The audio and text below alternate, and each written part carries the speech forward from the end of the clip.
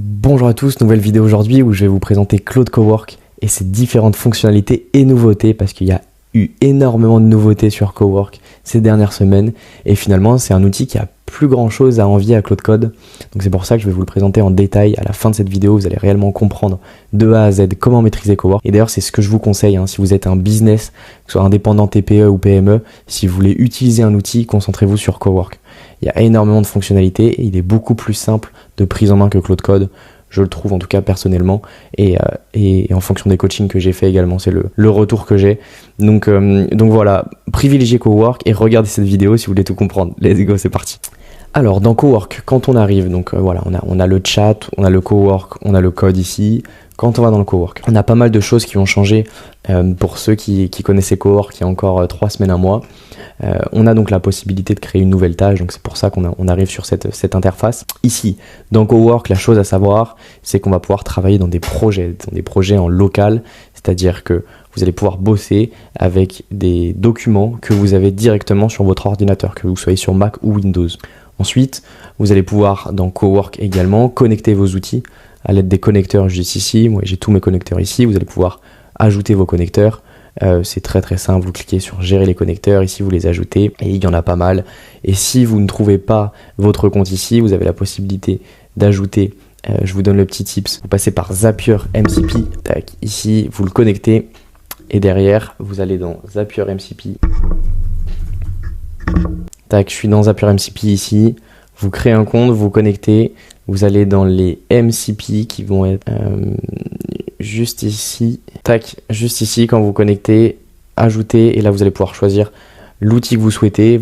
Par exemple, si on veut connecter Google Sheet, auquel on n'a pas accès avec Claude directement, je vais le connecter. Je vais tout sélectionner ici. Tous les outils, tac, connecter, continuer, j'ajoute les 28 tools. Quand on parle de tools, c'est donc des actions qui sont possibles de faire sur Google Sheet, donc aller chercher, aller écrire, aller supprimer, etc., etc. Et quand je vais retourner dans Claude, j'ai mon Zapier qui est connecté, qui va me permettre de faire le pont entre mon Google Sheet et mon Claude.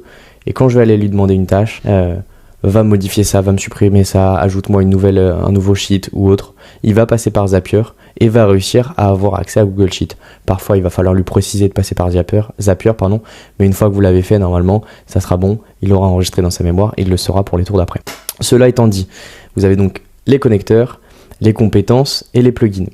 On part directement sur les compétences, qui est quelque chose que j'avais mentionné et je l'avais déjà expliqué sur Claude Code au préalable, mais on va recommencer parce que c'est pour moi l'une des fonctionnalités les plus puissantes sur Cowork et sur Claude Code. Donc pour ça, vous allez dans personnaliser juste ici et vous avez donc les compétences. Moi j'ai plusieurs compétences. Une compétence c'est quoi?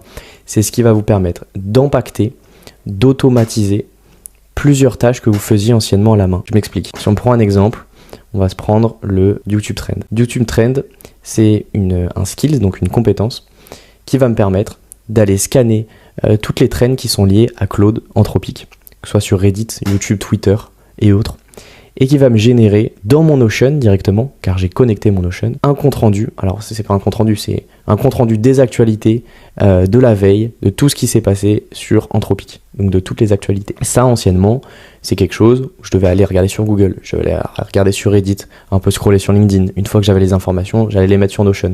Tout ça, c'est des choses qui me prenaient du temps. Maintenant, je l'ai compacté dans un skills.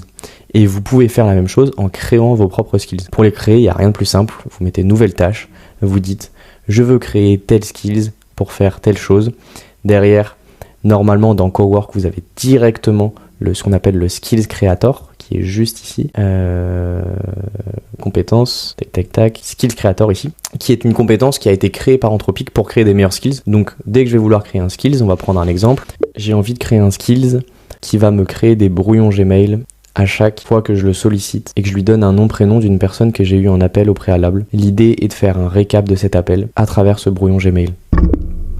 Je me suis pas super bien exprimé, mais l'idée que je voudrais faire à travers ce skills, c'est qu'il aille récupérer la transcription de mon dernier appel et qui me crée un récap de ce qu'on s'est dit. J'en ai pas parlé, mais avec potentiellement les prochaines actions. Et qui viennent me le mettre dans le brouillon Gmail avec l'email de la personne que j'ai eu au préalable. Ça serait l'idée que j'ai eue, que normalement je fais à la main, enfin plus maintenant parce que j'utilise Claude Code et je l'ai déjà empaqueté dans un skills, mais j'ai envie de refaire ce même skills dans Cowork. Vous voyez, pour ça, il va aller chercher le skills creator Il me dit bonne idée, avant de me lancer dans la création du skill, j'ai besoin de préciser quelques points. Donc il va vous poser des questions. D'où vient le contenu du récap de l'appel? Moi c'est Fatome. Et quel type de récap veux-tu dans le brouillon Gmail? Plutôt un mail formel au client ou un récap interne pour toi? Plutôt un mail au client. Comment veux-tu que le skills trouve l'adresse mail du destinataire? Chercher directement dans Fatome. Normalement il peut la retrouver directement dans Fatome. En sachant que Fatome est un outil qui n'a pas de connexion directe avec Claude, donc je suis passé par Rub. Rub, c'est exactement la même chose que ce qu'on a vu tout à l'heure avec Zapier. C'est une bibliothèque de MCP qui va vous permettre de faire l'intermédiaire. Donc je vais le préciser directement dans Fatome en utilisant Rub. Tac. Est-ce que tu veux qu'on mette en place des cas de test pour vérifier que le skills fonctionne bien ou on itère ensemble au feeling? On vibe, allez, on va dire ça comme ça. Donc là, il va m'écrire mon skills, il va me noter la progression. Ça, c'est vraiment la fonctionnalité de Cowork que vous allez retrouver que dans Cowork. On va pouvoir voir la progression au fur et à mesure de ce qu'il fait, avec toutes les étapes. Là, la première étape, explorer les outils, les skills. Deuxième étape, rédiger le skills.md. Donc ce qu'on appelle le skills.md, c'est un format markdown qui va nous permettre d'impacter ce skills et d'être lu d'une meilleure manière par l'IA, c'est-à-dire que le format Markdown, c'est un format où l'IA va pouvoir repérer ce que sont les titres, ce que sont le gras, ce qu'est le gras, etc. Donc c'est ce format-là qui est privilégié quand on écrit des skills. Il va venir le tester ensuite et itérer et affiner selon le feedback. Je lui ai pas donné vraiment beaucoup d'informations ici, j'aurais pu lui préciser le ton, j'aurais pu lui donner un exemple de récap que j'avais déjà fait. Là c'est pour vous montrer comment créer un skills et pour vous montrer la facilité de créer avec Cowork directement. Ok, donc il a terminé la deuxième étape, il a rédigé le skills, là il va venir le tester. Pour ça il allait venir choisir le connecteur qui est Rub. Donc je lui ai précisé c'est top, plutôt que de lancer un test à l'aveugle, laisse-moi d'abord vérifier que les outils Fatome sont bien accessibles via Rub. Les outils Fatome fonctionnent parfaitement, je vois que Fatome retourne directement les transcriptions avec les mails, pas besoin d'un appel séparé, laisse-moi mettre à jour le skills avec cette information. Donc vous voyez, il le fait vraiment tout seul, hein. C'est ça qui est bien, vous pouvez aller faire autre chose, vous revenez, votre skills est créé, vous le lancez et c'est parti. Ok, nickel, il vient de terminer, le skills est prêt, voici ce qu'il fait concrètement. Quand tu dis quelque chose comme récap appel ou fais le suivi, il va chercher dans Fatome, extraire l'email, récupérer la transcription, analyser les points clés, créer un brouillon Gmail et me confirmer le tout avec un résumé. Donc tout ce que je devais faire au préalable des tâches manuelles, il vient me le faire directement dans ce skills-là. Et je peux venir le copier dans mes compétences. Call recap Gmail. Donc je vais le copier et quand je vais dans personnaliser compétences, call recap Gmail, juste ici, avec tout ce qu'on vient de lui demander.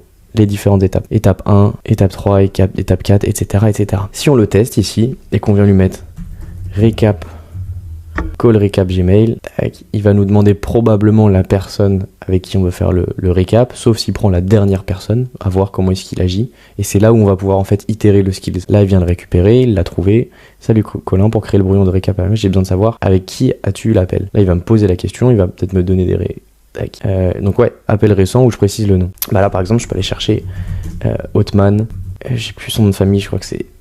Je suis plus sûr de son nom de famille, qui est un ami avec qui on a parlé de Claude Code. Et parfait, je lance le récap pour l'appel avec Hotman. Donc il va me le faire avec les différentes étapes, pareil. Et encore une fois, il va le faire en automatique. Et étant donné que je lui ai donné mon connecteur Gmail, il va pouvoir le faire dans Gmail automatiquement sans que j'ai besoin de switcher entre les plateformes. Ok, il a fini le point 1, le point 2, là il me demande s'il peut créer un mail, je vais lui dire toujours autorisé, ça vous allez pouvoir le faire qu'une fois avec vos connecteurs, normalement après il le fera automatiquement. Il le fait et vous allez voir, on va se mettre dans Gmail directement, il me dit qu'il a terminé, si on se met dans Gmail, on va recharger ici. Suite de notre échange, coaching, voilà, on a parlé de Claude, salut Hotman, merci pour l'échange de jeudi, c'est vraiment top, je te fais un petit récap de ce qu'on s'est dit. Donc là je parlais du coaching Claude, le second brain sur Claude Code, Cowork. Ok, donc ok pour les skills. Une fois qu'on a vu les skills, on va retourner dans personnaliser, donc on a les compétences, les skills et les connecteurs, on a également des plugins. Les plugins, ça va simplement être des dossiers qui vont comporter des compétences et des connecteurs. On va pas forcément rentrer dans le détail sur les plugins, je pense que j'en ferai une vidéo un tout petit peu plus poussée sur Cowork, mais de toute manière les plugins vous n'allez pas forcément vous en servir au début, ça sera surtout des compétences et des connecteurs que vous allez mettre, et ensuite vous allez pouvoir les compacter dans des plugins, mais pour le moment pas forcément. À savoir que vous pouvez quand même télécharger les plugins actuels que propose Anthropic, et d'ailleurs je vous conseille d'aller faire un tour des plugins qui sont triés par productivité, finance, etc. Allez faire un tour, allez regarder un petit peu. Vous allez voir, il y a différentes compétences. Typiquement sur celui finance, on va avoir audit support, close management, financial statements, il y a plein de choses. Vous pouvez aller faire un tour là-dessus. De votre côté, ce que je vous conseille, c'est de créer vos compétences ici. Un petit peu en vrac, mais c'est pas forcément très grave, vous allez vous y retrouver parce que c'est vos compétences, c'est vous qui les créez, et avec vos connecteurs ici. Ok, et si vous voulez des idées d'ailleurs, vous pouvez aller ici, vous allez voir, il y a plein d'idées que suppose et que propose Anthropic et qui vont permettre d'accélérer dans la création de skills. Ensuite, là où je vous conseille de bosser dans Cowork, ça va être dans les projets. Ça, c'est une nouvelle fonctionnalité, on est le 22 mars, elle date de 2 jours, et j'avais vraiment envie de faire cette vidéo pour vous la présenter, parce que ça redistribue un petit peu les cartes. Anciennement, dans Cowork, et d'ailleurs, c'est toujours possible, on peut bosser dans ce qu'on appelle des dossiers, donc dans des dossiers locaux, qui se trouvent sur notre ordinateur. Maintenant, on peut bosser dans des projets. La différence, c'est qu'anciennement, quand on bossait dans Cowork et qu'on bossait pas dans un dossier, alors on bossait ici, et on avait tout ça qui était empaqueté un petit peu en désordre ici.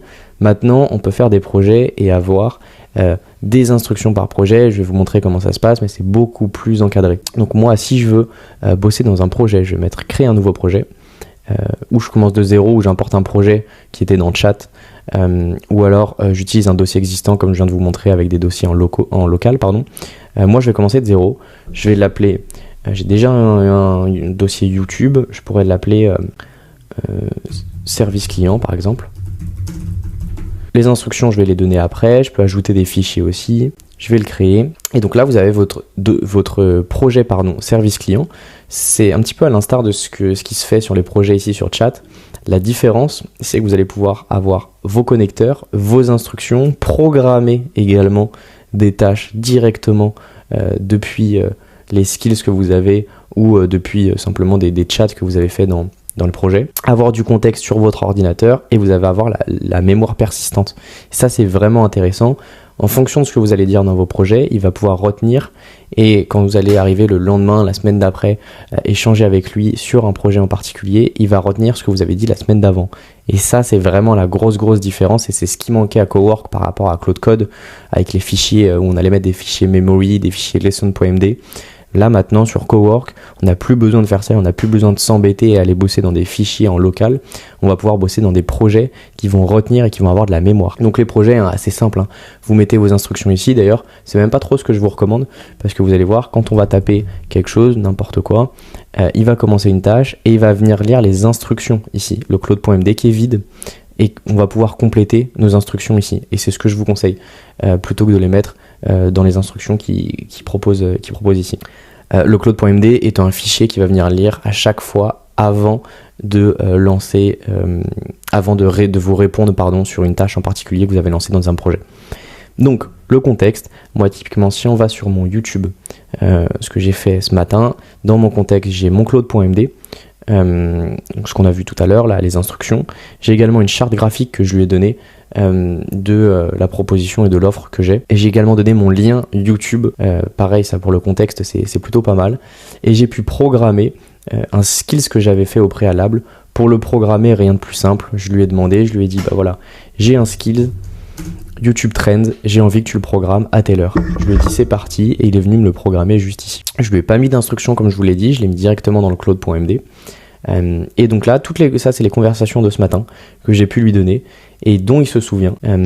Et quand vous allez lui parler juste ici, il va pouvoir se souvenir de ça. Donc voilà sur les projets, je vous conseille de bosser dans des projets, c'est beaucoup plus simple plutôt que d'aller faire et d'aller mettre tous les dossiers, si vous y connaissez un petit peu ce qu'on faisait anciennement sur Claude Code et Cowork aussi. Maintenant, ne vous embêtez pas à créer des lessons.md ou des memory, il le fait automatiquement dans les projets. En plus de ça, c'est bien classé. Si vous avez vos 5-6 projets, que ce soit vous ou votre boîte, c'est beaucoup plus simple que d'avoir toutes ces conversations ici qui ne sont pas triées. Voilà pour ça.